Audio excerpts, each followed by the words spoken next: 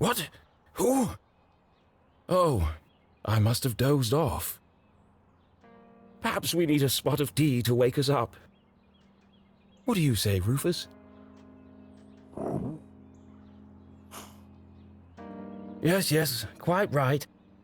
Better get back to work. This book won't write itself.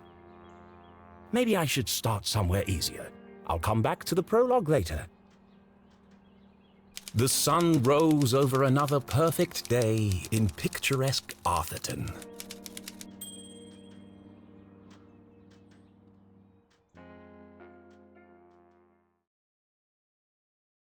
To the casual observer, Arthurton seemed like any other small, quiet town.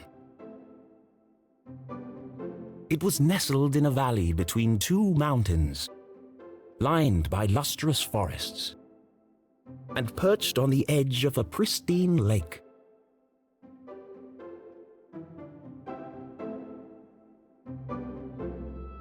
It had a main street with all the essentials, including a place to sip coffee. It had schools, a college, a church, and a police station. It even had a museum no one ever visited. It was the kind of place you might find anywhere on your travels. Typical, maybe even forgettable.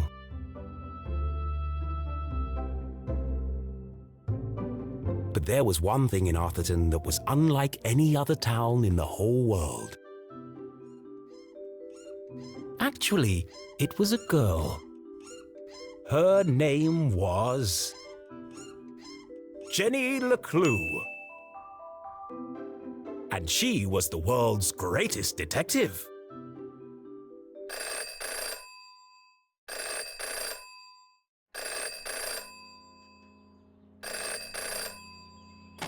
Finkelstein residence. Oh, hello, Glenda. Yes, he said he might ring. Okay, patch me through then.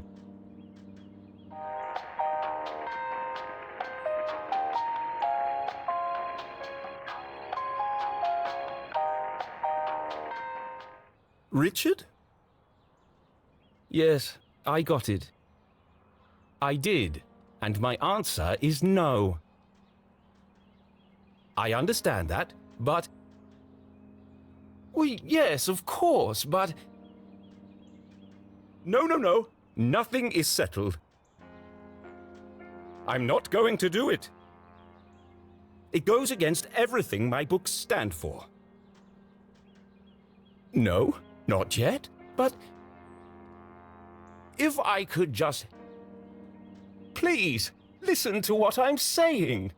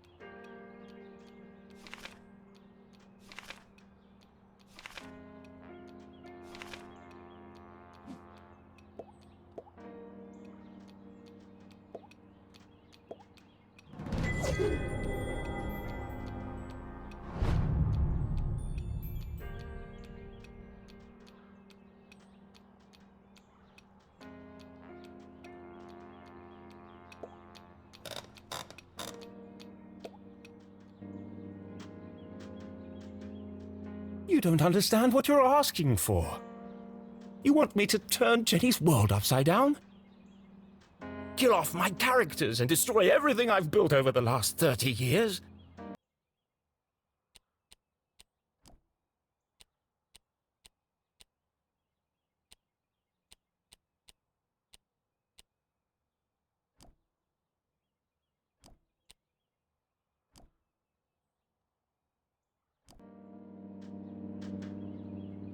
Fine. I'll give you what you want. But I warn you, I'm a stream of consciousness, and you have unleashed my fury. Good day, sir.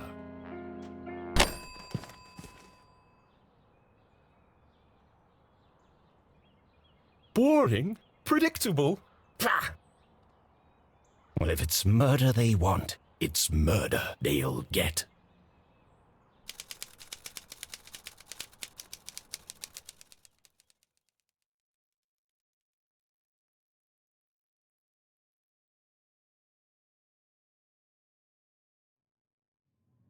It should have been another perfect day in Arthurton.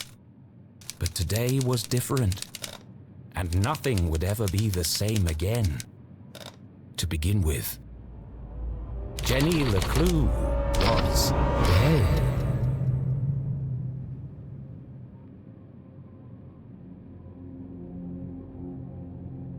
Her skin was pale, her eyes glassy and frozen. What cruel fate had befallen our beloved detective?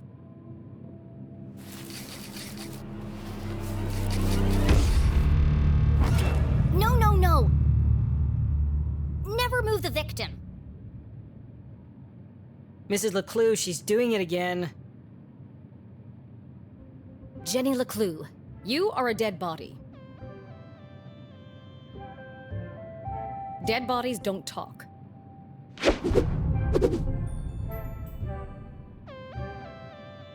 but he's doing it wrong! As wonderful as it would be if all cadavers were so talkative, we must deduce the cause of death without their help. With only the evidence laid before us, we build a picture from the fragments left behind. We collect clues, interpret the data, and solve our puzzle one piece at a time, until it feels as if the victim is speaking to us. But Jenny is right, Jonathan. You mustn't disturb the crime scene. Vital evidence could be lost. Sorry, Mrs. LeClue. Okay, you've all had a chance to study the body? Who can postulate how she met her demise? Ooh! Me! I think it was an accident? Yeah, she obviously wasn't looking where she was going So she slipped on the wet floor, and cracked her head open. Like an egg. and then she bled to death. Really? How can you tell? Well, there's a giant pool of blood around her head. Yeah, I know. I was being sarcastic. Oh. Actually, you're both wrong. What? It was cold-blooded murder. Murder? Don't be ridiculous. Where's the murder weapon? There's no evidence anyone else was even here. Oh, yes, there is. It was murder, and I can prove it.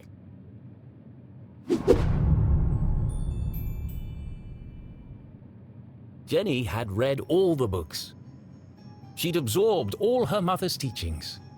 But there was nothing quite like getting your hands dirty.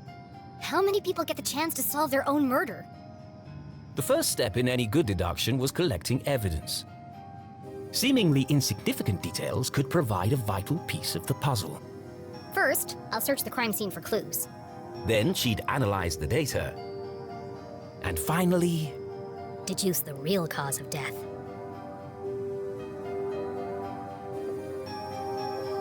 There's no doubt the victim lost a lot of blood. without her trusty bifocals, Jenny couldn't see the nose in front of her face.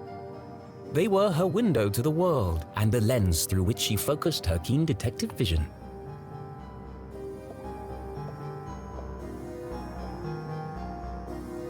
The The victim has a green smudge on her lips. It's not lipstick.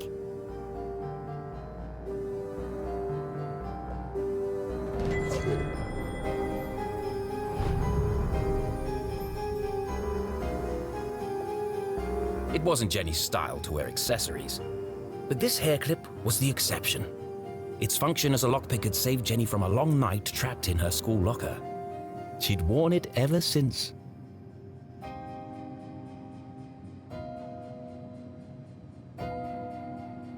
What a waste of perfectly good coffee. Jenny's love for coffee was almost as strong as her passion for crime solving. Chalky green residue on the rim. Smells like burnt matches.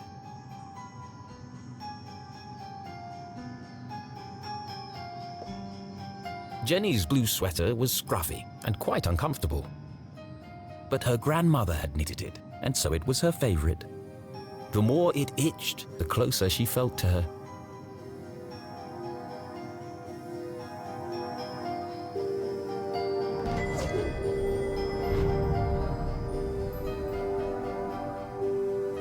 Approximately 8 sizes too big, and covered in mud.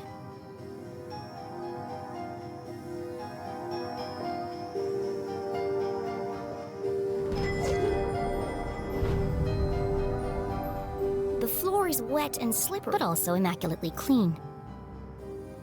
I've seen enough. Time to wrap this case up. Jenny was a meticulous record keeper, noting every relevant clue in her trusty journal. A great detective knew that solving a mystery was simply a matter of connecting the dots. I'm certain this wasn't a mere accident. Now I just need to prove it. How do I know the victim didn't slip?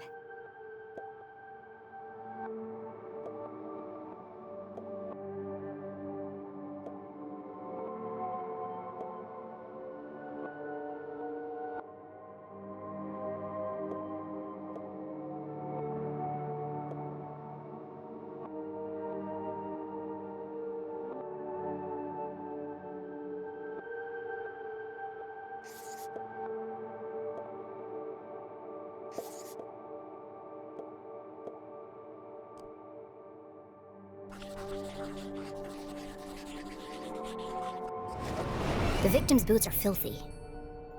They should have left big muddy footprints on the floor. So where are they?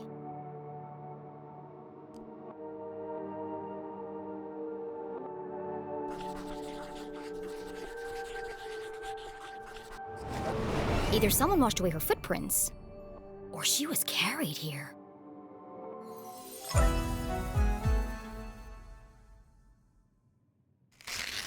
Okay, that proves she didn't slip. So how did she actually die? What was the real cause of death?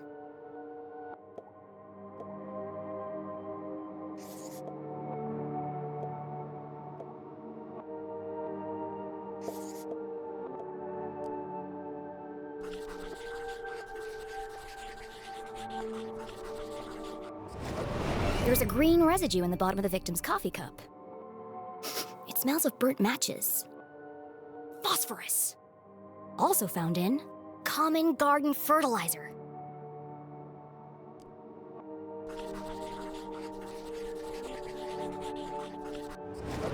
The same green mark is on the victim's lips. Her coffee was spiked with fertilizer.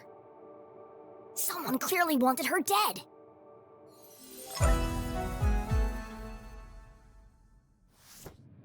Ah, the case of the dead lab assistant.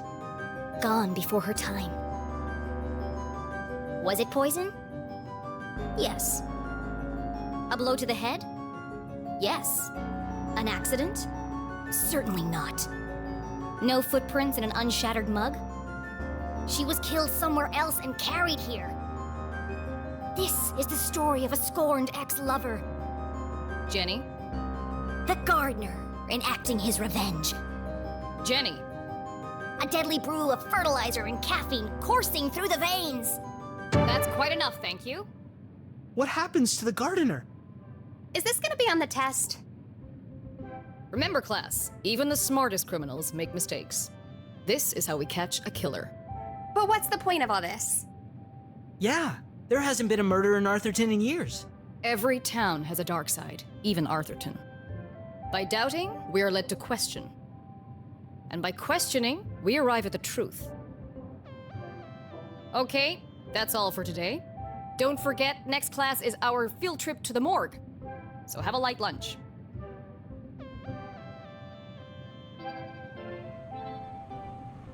The students need to think for themselves, Jenny. That's why they're here at Gumboldt. To learn. I just figured we all had places to go. Speaking of which, And where are you off to, young lady?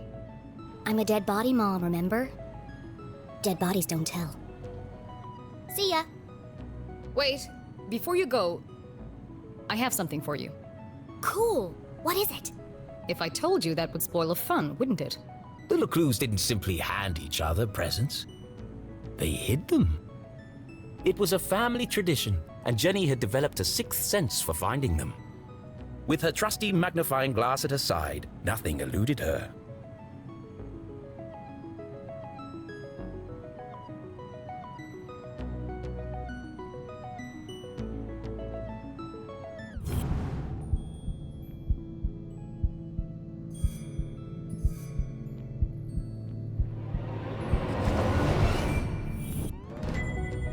A new journal! To Jenny, there was nothing better than the aroma of a fresh leather notebook. It smelled like mystery. Without missing a beat, she did what any detective worth their salt would do. She decorated it.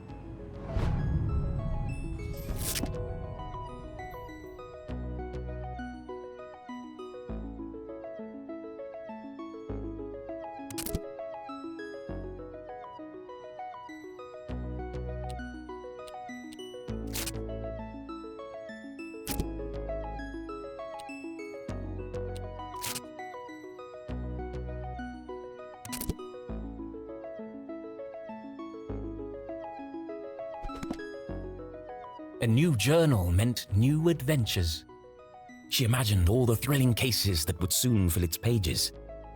And on the first page, her mother had written an inscription. A great detective never gives up. Love, Mom.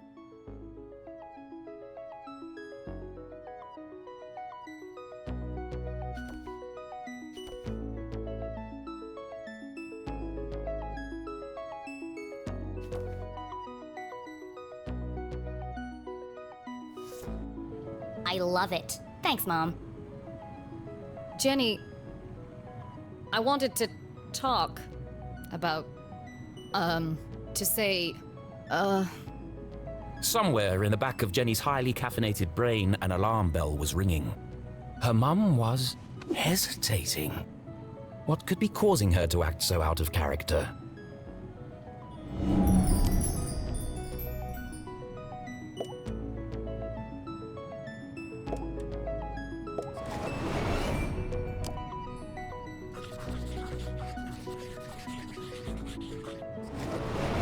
Crossed arms.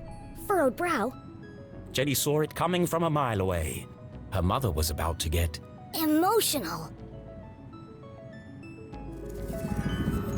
I've really gotta go. no, Jenny, wait. I need your help. What? Really? Jenny couldn't believe her ears. It was extremely unusual for her mother to ask for help. It must be something very important. Tracing the steps of a deranged killer? A cold case that only someone with Jenny's expertise could solve? I've misplaced the students' essays on decapitation. See if you can find them for me before you leave. I have to run. Wow, the case of the misplaced papers. Are you sure you want to trust me with such a complex task? I have no doubt you'll be able to find them. They're around here somewhere. Jenny was unsure if her mother was unable to detect sarcasm or just really good at ignoring it.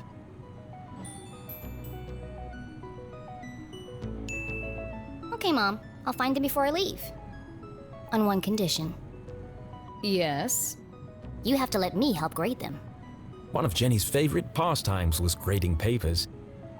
Nothing pleased her more than giving a big shiny F to an overconfident student. Don't push your luck. Please. Okay. Yes. Find the papers and go straight home. But I'm meeting Keith tonight. No buts, remember? Oh, I'm sorry. Maybe I'm still feeling the effects of being poisoned for your class. Well then, I have the perfect antidote. You're staying with your cousin this weekend, and you still need to pack. This again? Look, I've considered your offer, Mom, and I'm going to have to decline. I'm old enough to take care of myself. I'll be back late tonight. There's meatloaf in the fridge.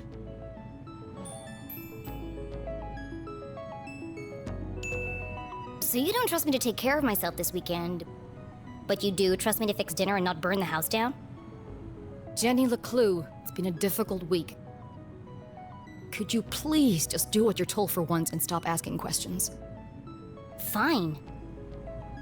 And try to stay out of trouble. When do I ever get into trouble?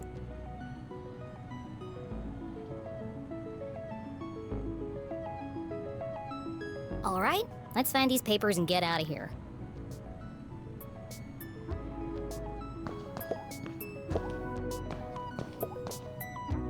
One of Jenny's earliest memories was It's making... the perfect substitute for blood in class demonstrations. And better tasting than the pig's blood the textbook recommends.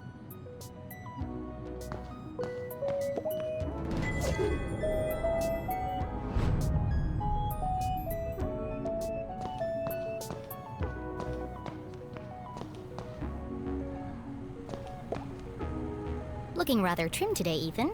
New diet? What's the matter? Lost your funny bone?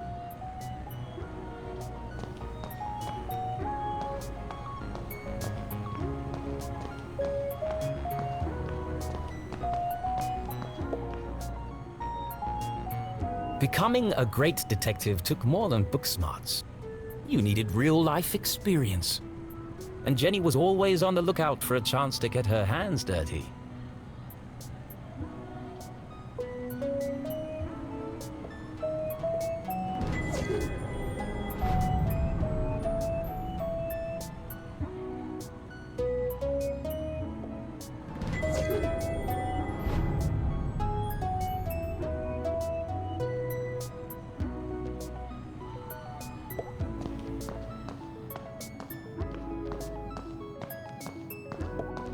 Please do not touch.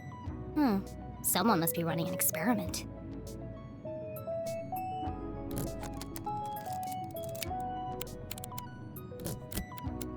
Gross.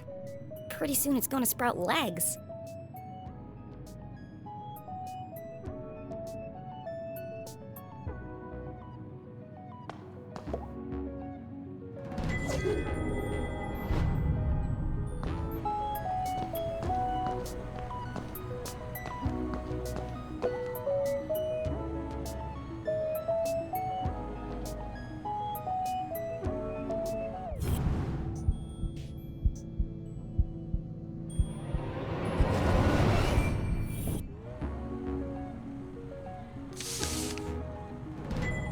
It's one of the students' term papers.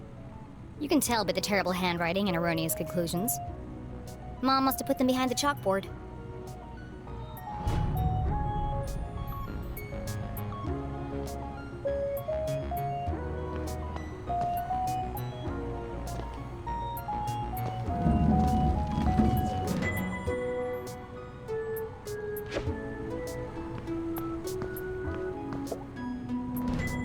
Found you. Time to get out of here.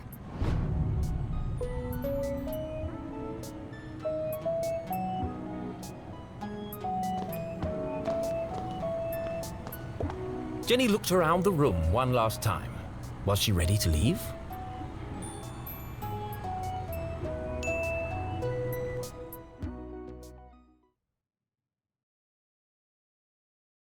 Okay, so she wasn't really dead. That would be silly. No, Jenny was alive and well and ready for another perfect day in Arthurton.